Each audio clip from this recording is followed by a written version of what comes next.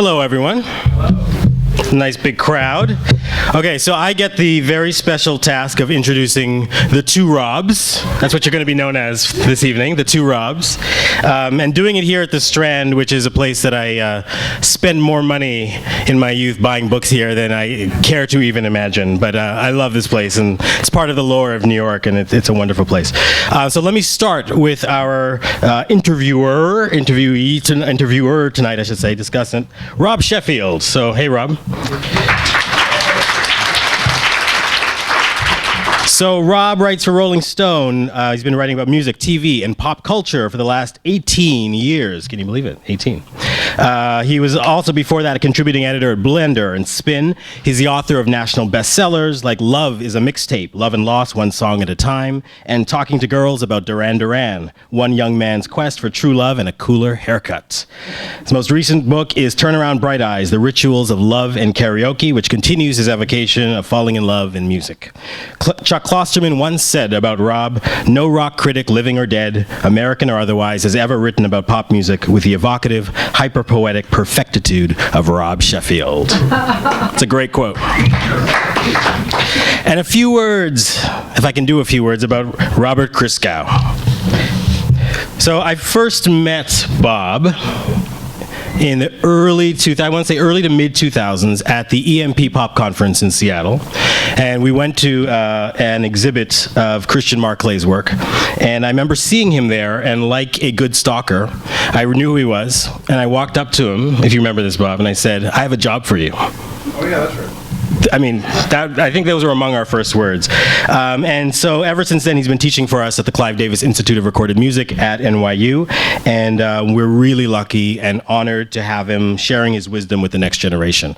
So let me give you some of the highlights of Bob's incredibly long and rich bio. It's hard to overstate the importance of Robert Christgau to music journalism. The title that's floated around him for years, the Dean of American Rock Critics, may have started as a lark, but it's a title few can rightly contradict. Bob has been a professional rock critic since 1967. He started at Esquire, Newsday, and The Village Voice before returning to The Voice to serve as chief music critic and a senior editor from 1974 to 2006. And it's at The Voice that he mentored and nurtured an entire generation of music and culture writers, some of whom are in this room tonight. And I would include myself as one of those people who was mentored by Bob at The Village Voice, where he edited me. Luther Vandross, yes. I did write on him.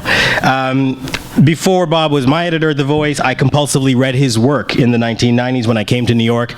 I aspired to write about music in a way that was as idiosyncratic, as precise, as bold, as daring, as willfully cosmopolitan as Bob's writing. I think a lot of us learn to think through the complexities of pop music, of mass art and culture, to put pen to paper through Bob's tremendous example.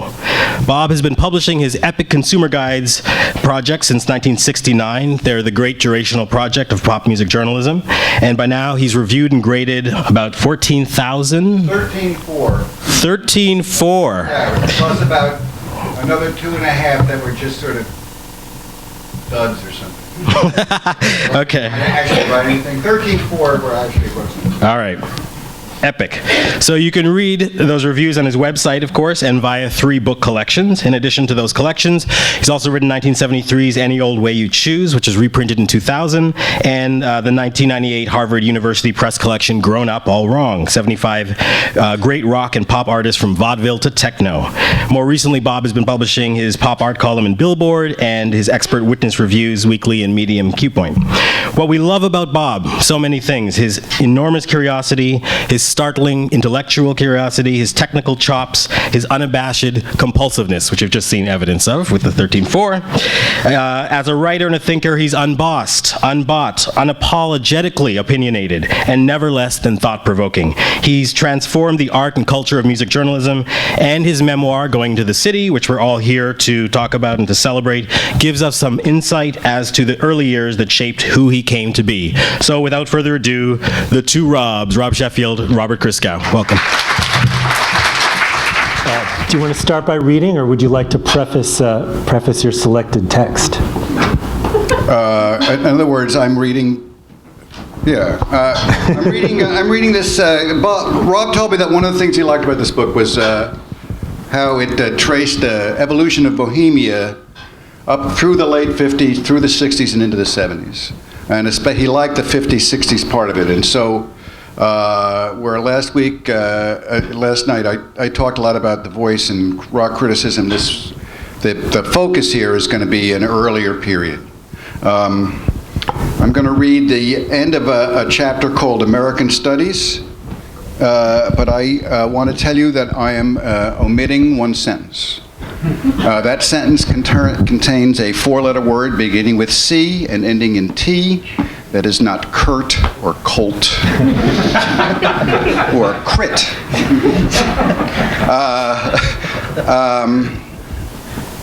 As far as I'm concerned, I've been delighted and a little surprised by how much attention this book has gotten. Even more surprised and considerably less delighted by how many people seem to think it's a book about sex. It's ridiculous.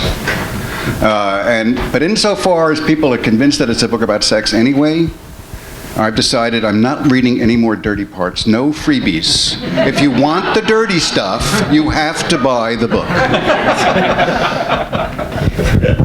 So this section begins in San Francisco and takes me back to New York. A lot of it is about a friend of mine named Charlie Berg, who's not a major figure in the book, but it was the guy who brought me to San Francisco, a guy who I met at Dartmouth, who ran guns in Afghanistan, wanted to be a bullfighter, and died of cancer, probably because he had been a forest ranger and was using Agent Orange in 1979. When I returned to the Bay Area in May at the behest of Charlie Berg, who'd left his canoe guide gig to sell office equipment like his dad, the most important writing work I did also involved office equipment. Lugging an ancient Underwood upright Elite from a pawn shop to my Skid Row room in one block lapse. Thing was heavy. It cost $35. I'd write all my 60s journalism on it and kept going until I broke the X key many years later. Charlie Berg was a sandy-haired, rough-faced hunk with penetrating brown eyes who would impact my life until he died of cancer in 1979. He was indeed a self-willed primitive, as I just described him. In an extreme version of a Midwestern folkway, Charlie talked so slow you couldn't believe he was smart enough to be lying. But in fact, he was always smart and often lying, as well as a storyteller with a mean sense of humor. All this fed into a mythic persona his friends honored and put up with, and in recompense, he treated the people he cared about like myths themselves. In San Francisco, he ran with a swashbuckling Iranian student I didn't like much, and I still wonder if that guy's myth was how Charlie ended up running guns and contracting hepatitis in Afghanistan. Me, I was the writer, cap T, cap W, complete with office equipment, a high-end manila folder, to which Charlie affixed a metal strip bearing a hand-punched legend that began, "This file contains the writings of Robert Christgau," and threatened thieves with "the wrath of the Swedish gypsy." It was Charlie who finally taught me to drive. I was a New York boy, I did not know how to drive. Fast-tracking my clutch skills in the hate, and instructed me to look both ways for black and whites at red lights in the North Mission, and then proceed. Shortly after, I escaped the San Francisco chill for 2 balmy months in Berkeley. This is 64. I obtained another life-changing device, a transistor radio. A GI friend scored me with his PX discount. I was living on no money at this time. Soon I was strolling Telegraph Avenue with the ebulliently ubiquitous Beatles, the ebulliently Californian Beach Boys, and the ebulliently soulful local hero Bobby Freeman in my earpiece. Then my landlord offered me a quintessential American machine, a 50 Plymouth in good running order, for $100. He didn't know I only had a learner's permit when I test drove it. After a once-over from Charlie, who would soon begin a career as a freelance auto repairman, I made the deal. Yes, it was love. Yes, it had a radio. Early in August, I headed south in that Plymouth. I slept on the beach in Santa Barbara and revved to 100 at sunrise just to see how it felt. Then drove to L.A.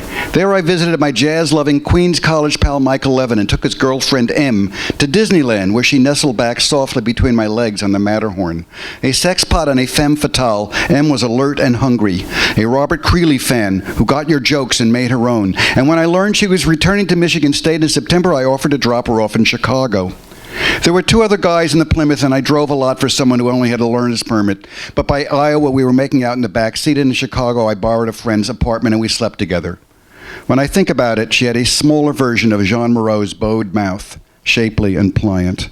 Jean Moreau was a crucial figure in my sexual development.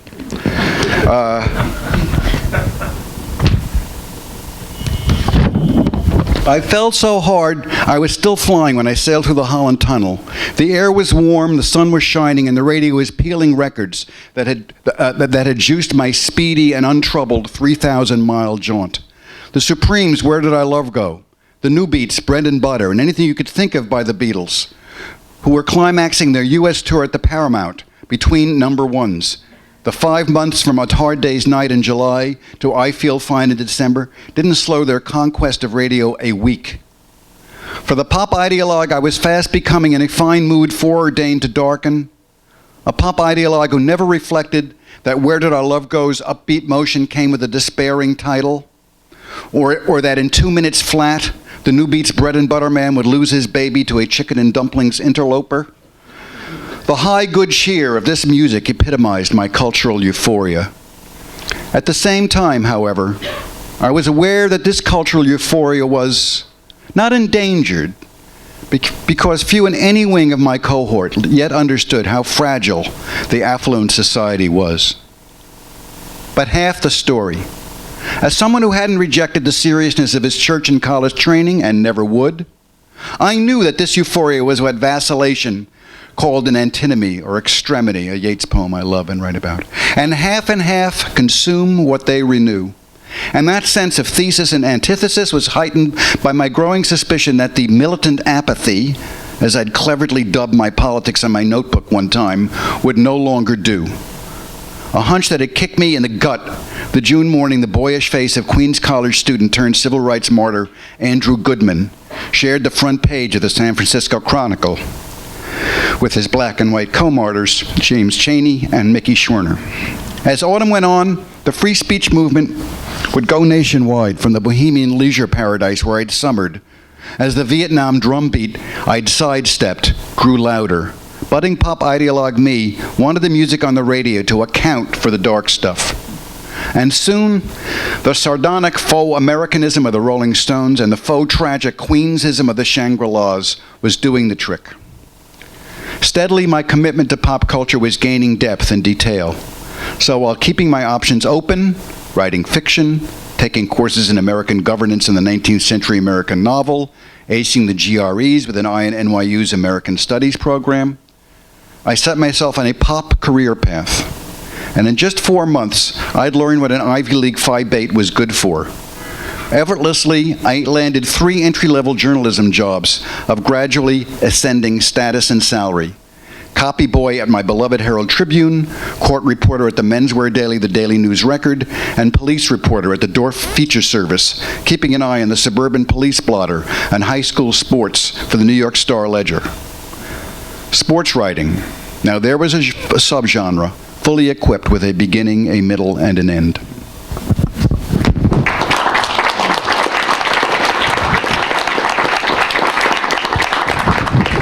So then what happens? Bohemia. How did that happen? More gradually than people imagine. It's something I love about the book. Yes, go, you tell me. Well, just that it's not like hippies suddenly appear in the 60s. You have, I guess, the way you sort of frame the cultural transitions in the book, the 50s turn into the 60s in a very slow and messy and agonizing way. Yeah, which I think people know is true, don't they? And the real point is that the hippies are not the summer, the 60s are not the summer of love, this so-called summer of love. In fact, I think the best years of the 60s for people who are old enough to enjoy them, I was born in 42. If you were born 10 years later, it didn't work this way, was 64 and 65. You know, despite the fact that JFK has been killed, despite the fact that Vietnam is getting worse, none of that stuff, you know, I wonder about the assassination of JFK. I wonder how big a deal it really was. And I honestly don't know what I think the answer to that question is, and I sidestep it in the book. It didn't mean much to me. I mean, obviously it was a big deal, but it didn't change the way I felt about my life. And I believe that's because as I say many times in this book, I was living in a culture, in a society where the real income of ordinary people had been increasing steadily for 20 years, so that the pessimism and anxiety of my parents. My father was a tremendously hardworking man who put away every dollar he could because he had seen the Depression, and then the World War II wasn't such a great time either. But for us, we heard that stuff, and then there'd be a TV in the house, or there'd be a new car a little more often. There'd be better vacations. There'd be, etc., etc. It kept getting better, and I was brought up cheap. I'm still cheap. I'm glad too, because it's really much easier to be a bohemian if you're a little cheap. Nevertheless, getting a job, no big deal. I got 3 jobs in 4 months. I never looked hard. I never spent more than 2 days looking for a job. And it was that way for everybody. You know, you'd work for a while, then you'd save a little money, and then you'd go have some fun, and then you'd work some more. A lot of people did that. People who were factory workers who'd never gone to college did that. That's the way it was. And that imbued in all of us a confidence that had a material base that was real. What we didn't know was that it was temporary. And neither really did anybody else. The leftists of the later part of the decade, there was almost nobody saying there's going to be a crash. What leftists said in the late 60s was, there's all this money, why don't we spread it around? That was their real message. There were very, very few monthly review types. Anyone know who the monthly review was? They knew it was not going to go bad, but then they've been saying that since they were 12. That was their worldview. And it was so 64 and 65 before Vietnam really began to look like a complete horrible mess. You know, which is to say, through the first half of 65, yeah, you didn't like it, but you didn't know how much worse it was going to get. And then that really started making people anxious. And then as far as I'm concerned, the hippie thing develops out of that sense of alienation from what's going on in the society, and especially as regards the war, and the absolute confidence that you didn't need a job, that wasn't important. It was just a messy detail that you would deal with every once in a while. But it seems like what you say in the passage is the high good cheer of the pop songs on the radio, the Beatles songs. I guess, was it strange at the time that pop, and particularly pop music, was central to your concept of Bohemia? It wasn't central to my concept. I don't think that's the right way to put it. I think it took a while, really, before that connection was made. And I think the person who made it, who made it? Well, the Beatles made it as of Rubber Soul, or maybe a little before, and Bob Dylan made it with what's the greatest single of all time? I always forget what it's called. Because I don't, like a Rolling Stone, right? The supposed greatest single of all time, which isn't actually in my top 1,000.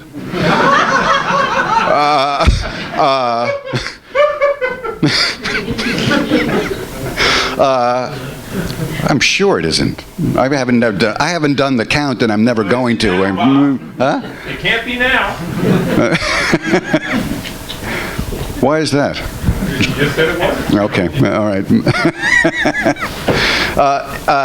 But nevertheless, you know, to hear Bob Dylan on the radio singing that, and to hear the Rolling Stones singing "Satisfaction," which was really a song in which the rebelliousness and the sense of not getting enough was really articulated. I mean, everybody loved that song.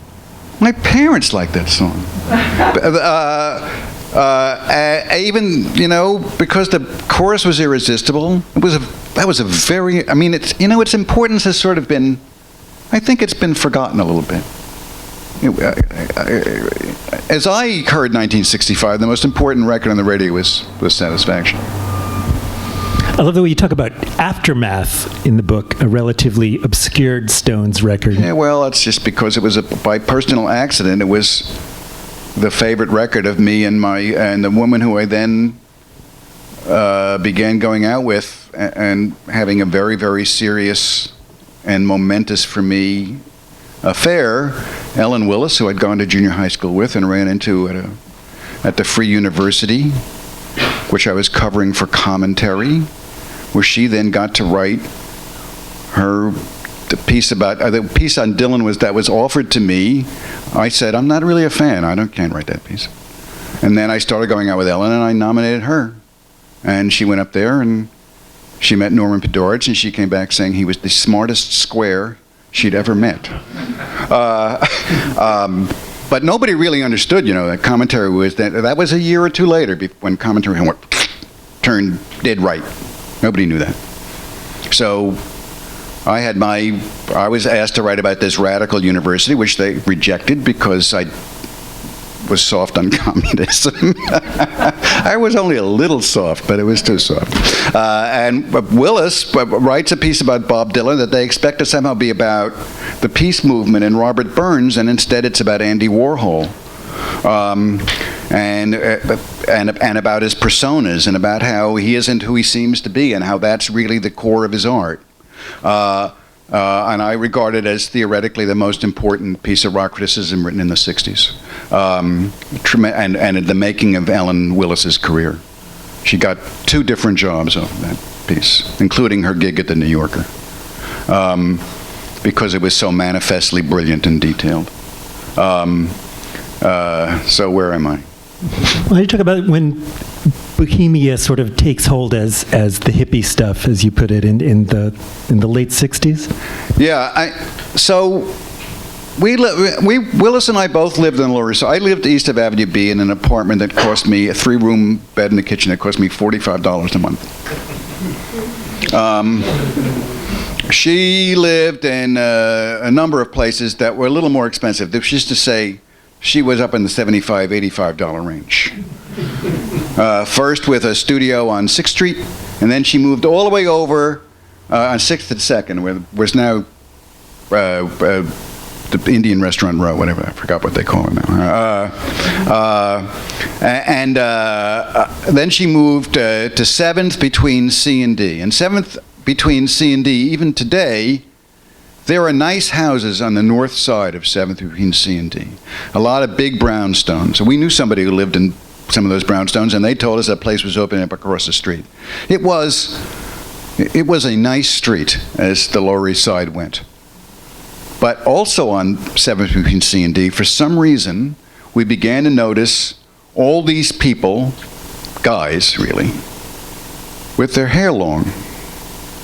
And that was just starting to happen. And we called them hippies. We weren't the only ones. It was not a term of approbation. It was a mildly condescending, not really an insult, sort of joke. And that summer, we went out to San Francisco, took our 3-month vacation, which you could take with no trouble at all, right? Because you were paying $45 a month rent.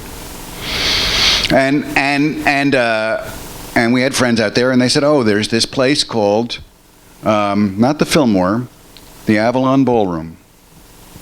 And it's a really great place to see live music. And we went to see Bo Diddley and 2 white bands, one from San Jose, whose name I cannot ascertain. We didn't think that either of them was any good. And we had this math card game we played called Crypto. Ellen really liked games, and I really liked games. And we were both really good at math. And so we would play this game with each other whenever we had the chance. We carried the cards with us everywhere. We sat in the back while these bands were playing. We played Crypto with each other. And we noticed that in the strobe lights, there were all these long-haired people dancing wildly to this really second-rate rock music. And Ellen said to me, "Boy, there sure are a lot of hippies here." And then we played more Crypto. It did not occur to us that this was a social movement until a few months later, when we realized, oh yeah, okay, San Francisco, and then it began to gel. So, late '66, that was when it became clear that this was going on.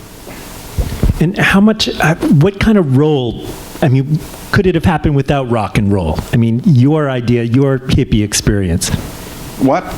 Well, how big a role did rock and roll play in your hippie experience? Well, I wasn't a hippie, so I let my hair grow. Question with eventually. But you weren't a hippie. No. Well, I was hippie. I'm an anti-bohemian bohemian. It's a phrase I've been using since '73, and that was when I put it in writing. I was using it a lot longer than that. I never identify with the avant-garde pretensions, the mysticism. Ellen liked the mysticism. I didn't like the mysticism.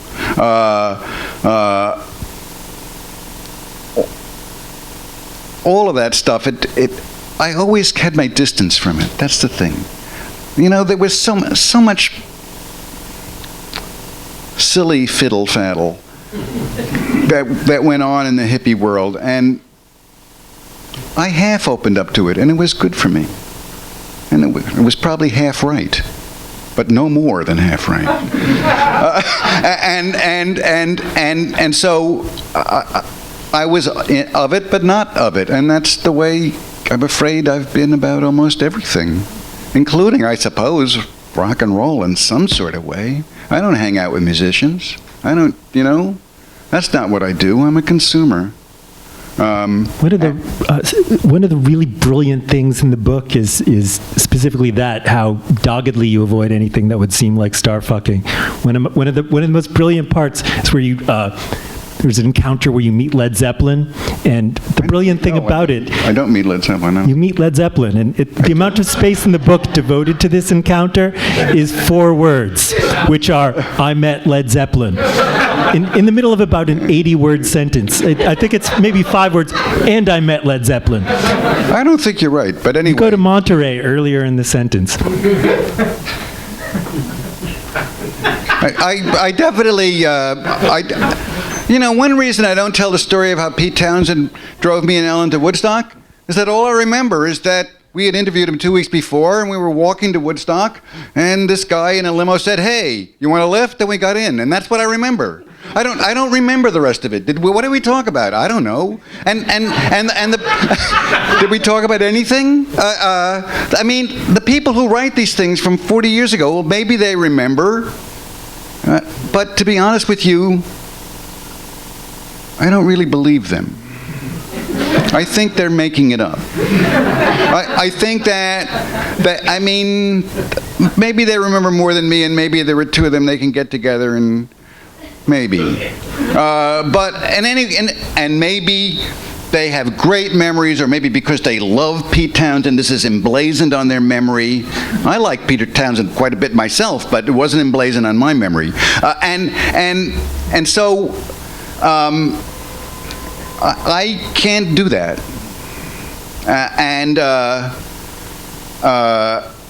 And insofar as I have these relationships, they're accidental. I don't seek them out. And there's a line in the book that I'm so fond of that I can quote it verbatim. How about that? The famous are different from you and me. They know more people. And you're just one of those people. And there's nothing either of you can do about that. So if you want a human relationship with this famous person who there's every reason you should really admire, I'm not saying anything about that. Maybe sometimes they're bad people, but they're talented for sure. But if you want that relationship, you're going to have to somehow make your way through that fog, just as they are. This week, I'm famous. The only time in my life I've ever really been famous. I'm doing 2 interviews a day. I'm talking to people I've never met. I'm finding out that writers who I've never heard of actually really like my work and try to write like me. That's extremely flattering. And for another week or two, I've been getting more. It's very disorienting. I say to myself, what would it be like to live your life like this? When every day there's dozens of people who want your attention. What would that be like? It's got to be. I've written about this many times, but now I'm experiencing it. And I'm handling it for now, and it's really not what those people have to go of. I mean, it's just a tiny version of that. But at that tiny version level, it's so disorienting, and it's really interesting to me to see how impossible it is to maintain a real life. So I went and picked up the faucet on 2nd Avenue at 1st Street because it would save Carol the trip, and I was on my way. Now I left the faucet in the office. No, I do that kind of thing anyway, but I'm doing more of it this week. And that's just all these little things. I'm forgetting to cite people. I'm not answering emails as fast as I should. All those things are going on.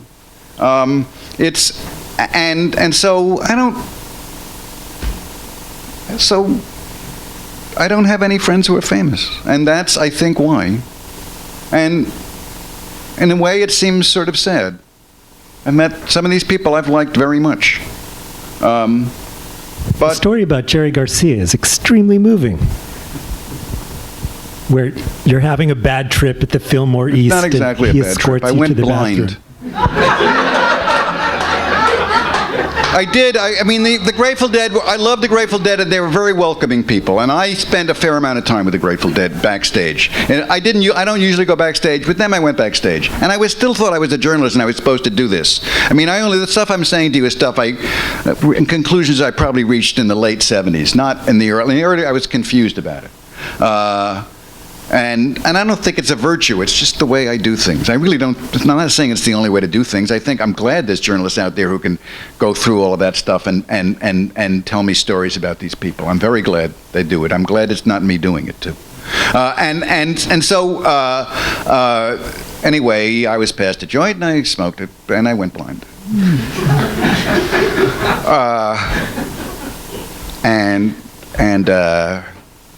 Some hippie chick, let's call a spade,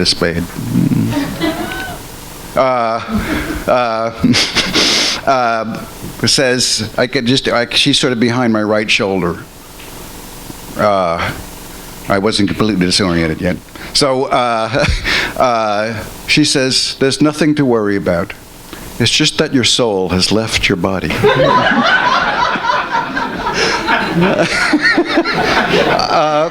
But she wasn't actually part of the operation.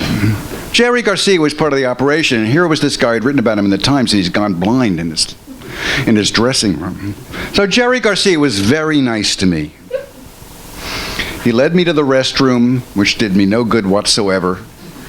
And then he sat there holding my hand and talking to me quietly. In about 20 or 25 minutes, my sight returned.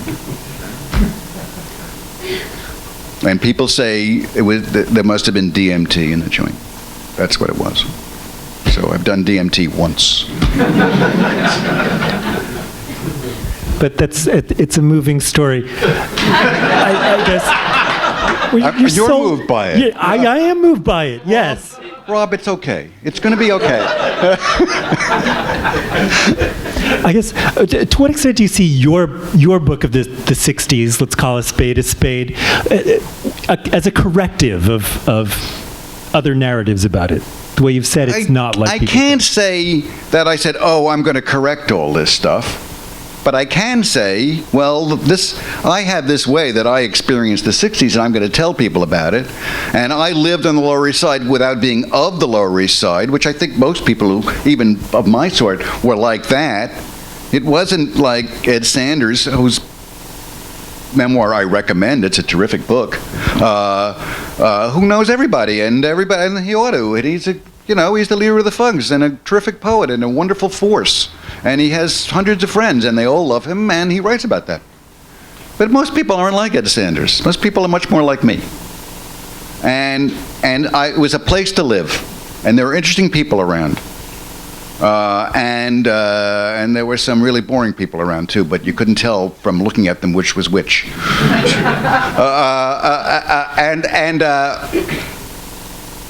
And it was a neighborhood. My beloved wife, Carola DeBell, wrote a story called A Real Piece of Work, which is about that same Lower East Side a little bit later, in the early 70s. It's written really from the same perspective. It's in her corner of my site. It's a wonderful story. It's a novella. And it was a cheap, dangerous place. Full of life.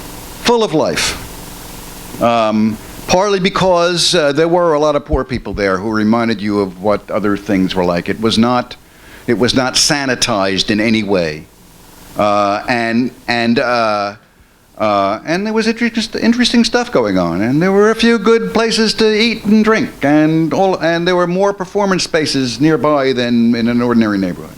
And that was all nice. But the best thing about it was how cheap it was. There's a moment when John and Yoko come over for tea in the afternoon, and but John Lennon is the one person I actually I didn't have a relationship with him, but I spent time with him on more than one occasion. It's kind of shocking the way you present that story, how casual it is that John and Yoko come over for tea in the middle of the afternoon. It seems strange that it was possible. Well, they were like that in those days. I wasn't the only person who got this treatment. They were friendly with a lot of unlikely people. In my case, it was because I'd written a piece called Like a Horse and Carriage, which is also the title of one of the chapters in my book, for a slightly different reason, which was really the first piece ever written about John and Yoko that respected Yoko as John's wife and as his equal in some sort of way.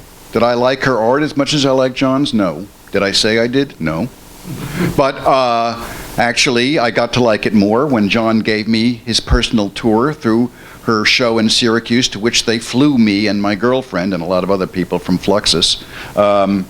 And I got to like her art more because when he explained it to me, and I like it a lot now. But all I did was respect her, and they were so appreciative that they called me up and wanted to meet me. Just because I could, and that was because as I guess we have to get to sooner or later, I really, really care about marital relationships, about the love between men and women. It's the main thing this book about is art. Is art. The second thing it's about is love, and learning how to do that. Freeing myself from Ellen's lifelong anti-marriage ideology, which she inculcated in me. These were real struggles. Figuring out about sex. Why is there sex in this book? Because sex is hard for most people. I mean, I guess there are people for whom it isn't hard, but I haven't met too many of them when I actually talked about it, which most of them won't talk about it.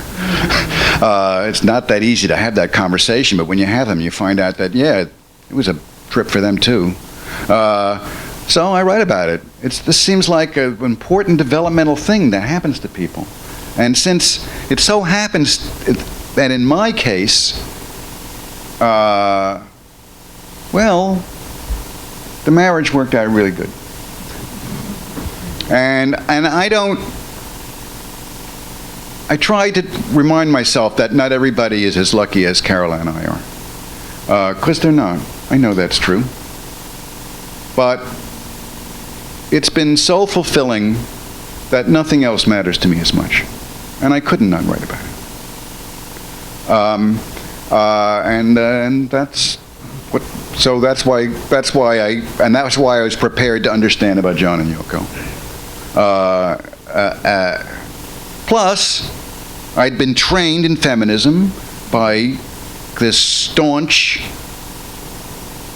open-minded, remarkable feminist, a great feminist thinker, even if I think she's completely fucked about marriage itself. Much more open, not in a pro-sexual. She didn't have any Puritanism in her. She didn't expect everybody to be the same. She really believed in free expression. And when she was an editor, inculcated, trained writers who really didn't agree with her about stuff at all because she thought they had points of view, which is what I try to do as an editor too. So I'd been trained. I could see that what was being done to Yoko was sexist, and it pissed me off. And that was the other reason that I could write that piece. And so they were nice to me. And Yoko and I, we still sort of. She knows who I am. She respects me. We've worked together once in a while. And I hope it happens again. I think she's really, really a great, interesting person. A piece of work, I am told. I don't know her that well, and I don't think I want to know her that well. But from what I hear. But at the distance that we find, I'm proud to know her and have had anything to do with her. She's a remarkable human being, obviously. Should we open it up to questions? I'm sure people have their own questions. Is that cool? That's fine with me. I have a mic I can pass by to anyone with a question. One right here. Here you go. This is going to sound awfully particular, I guess, but what do you what do you do with the stuff that you listen to? How do you decide? You don't listen to things once or maybe twice. I know you put a lot of thought into it. I listen to a lot of things once or twice. Oh, really? And then? Yes. What happens to all of it? How do you decide what to keep? You can't. I guess that's what I'm asking. How do you decide what you need to keep? Between me and the IRS.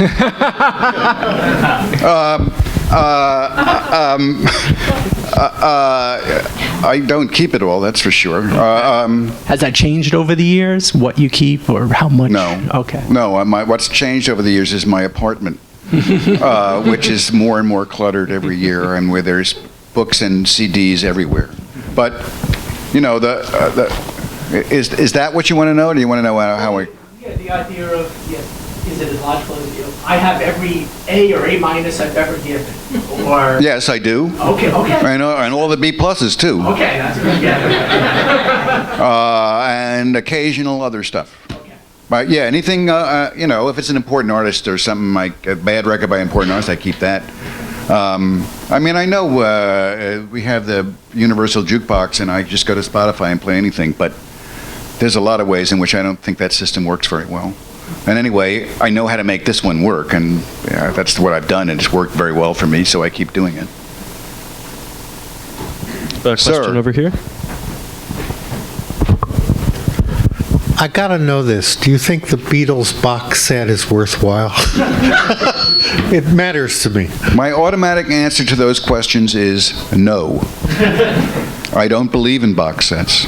There are exceptions, but if I don't know the answer to the question, my presumption is the answer is no.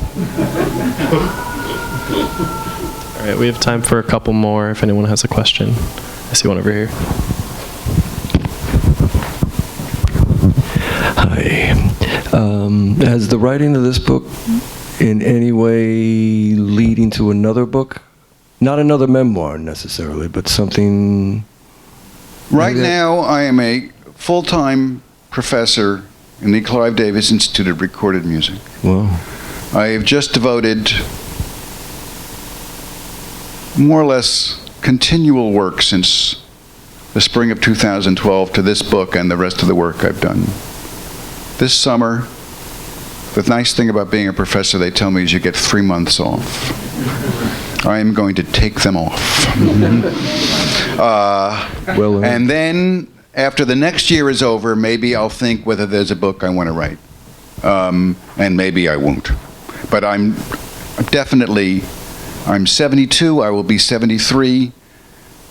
Death approaches, and I know it. I've been thinking about death since I was 8.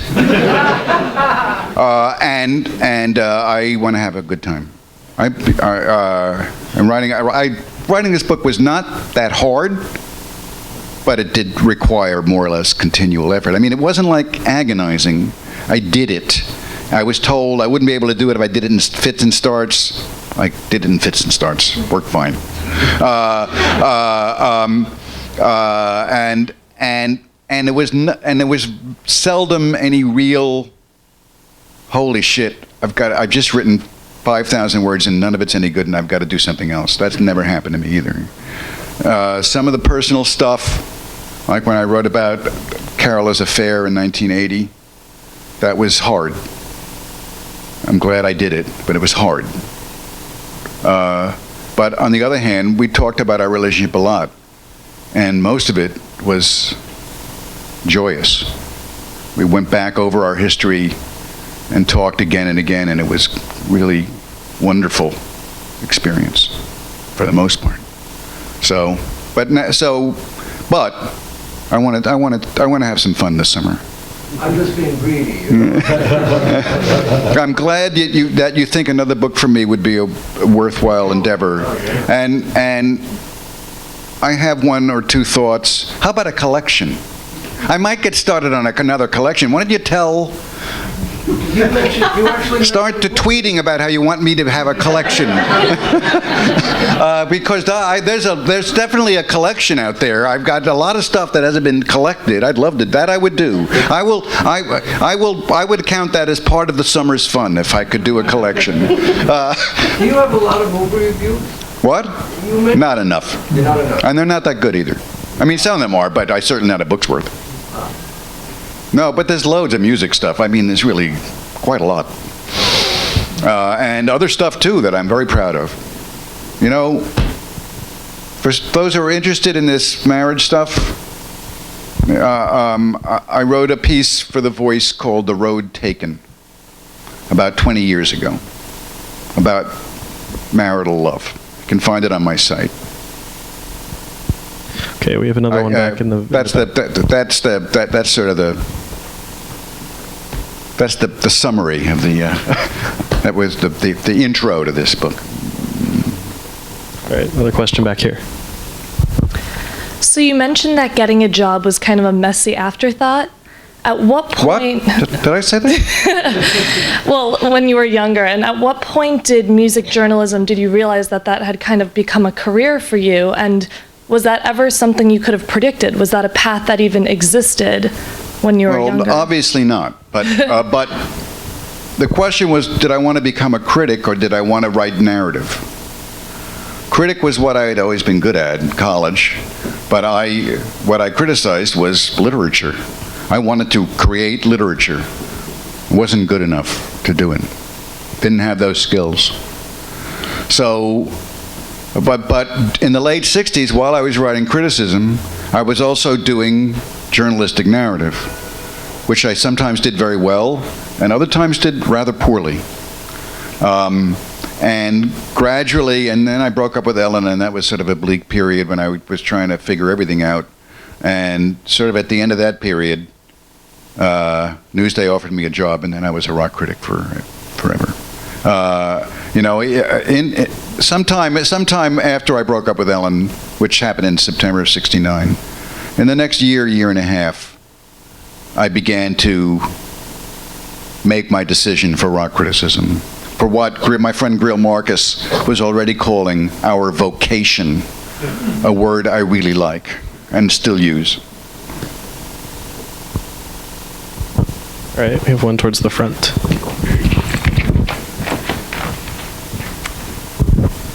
How would you characterize the differences between your critical opinions and personal tastes, if any?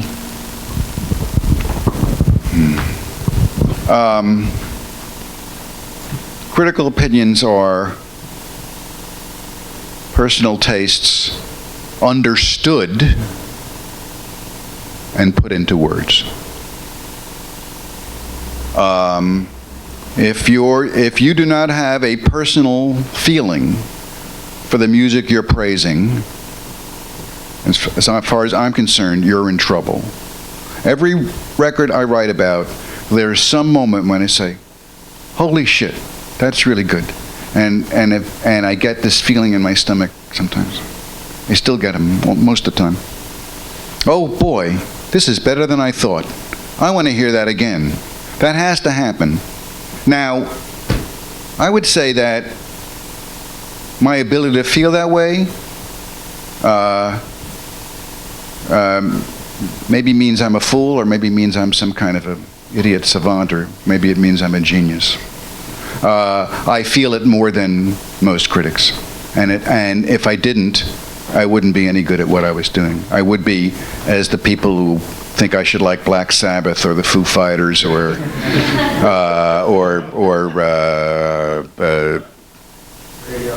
what?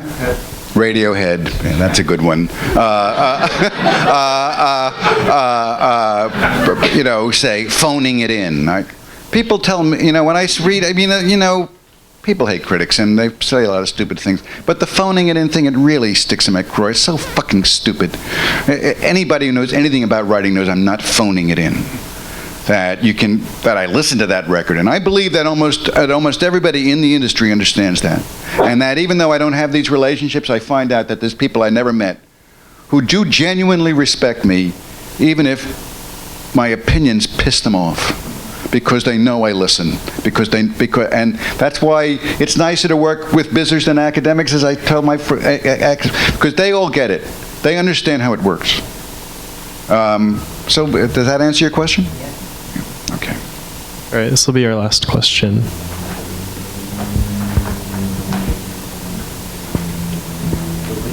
This gentleman. Sorry, didn't see you. Hi, Bob. I'm one of the many you have edited, and I'll take the liberty of saying on behalf of all you have edited, thank you.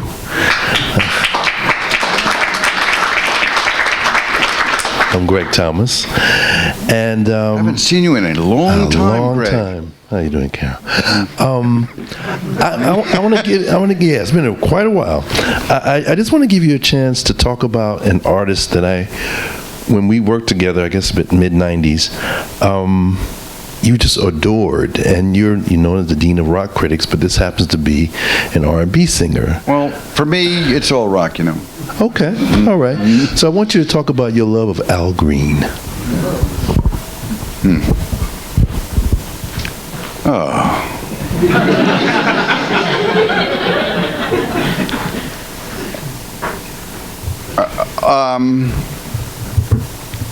I believe I once said that trying to distinguish between taste and judgment for a young person a writer who did not understand the distinction.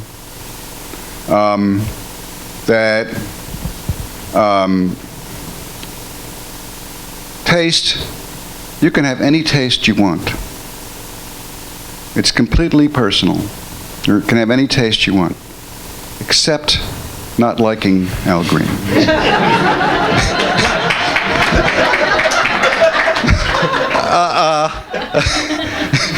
Anybody who can hear what a great voice Al Green has, what a fabulous sense of time he has, there's just something wrong with him.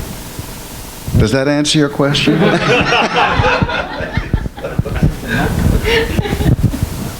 All right, well, I guess that just about does it for tonight. On behalf of Emily and the Strand, thank you all for coming out so much, but thanks to both of the Robs for being here.